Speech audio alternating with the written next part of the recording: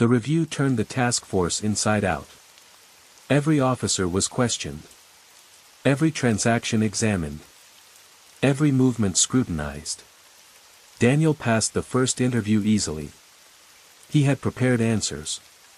Rehearsed timelines. Controlled his tone.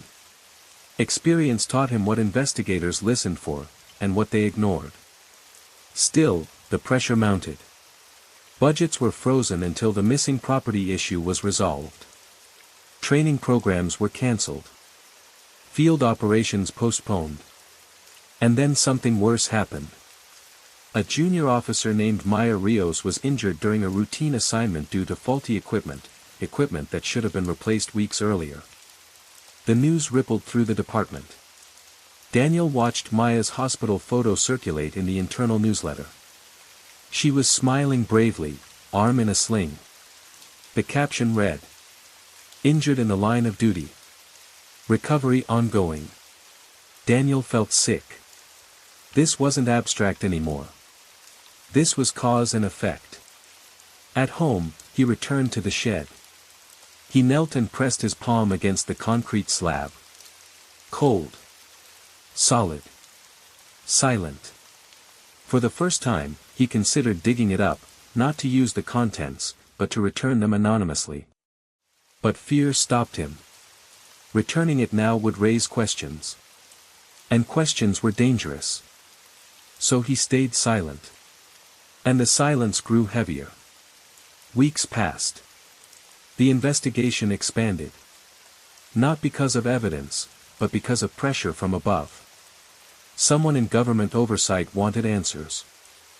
Fast. The task force commander called an emergency meeting. "If this theft isn't resolved," she said, "we lose funding. Permanently." The room went quiet. Careers were on the line now. Reputations. Livelihoods.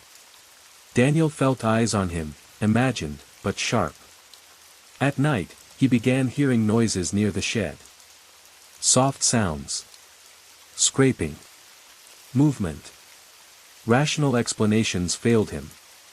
One evening, he noticed fresh footprints near the back fence. Not his. Too small. Too light. Someone else had been there. And that terrified him more than the investigation. Because it meant one thing. The secret might no longer belong to him alone. The next day, investigators announced a breakthrough. They had found financial anomalies linked not to Daniel, but to another officer. Someone lower ranking. Someone unexpected. And they planned to make an arrest within 48 hours. Daniel's relief lasted only seconds. Because buried under his shed, the lockbox was gone.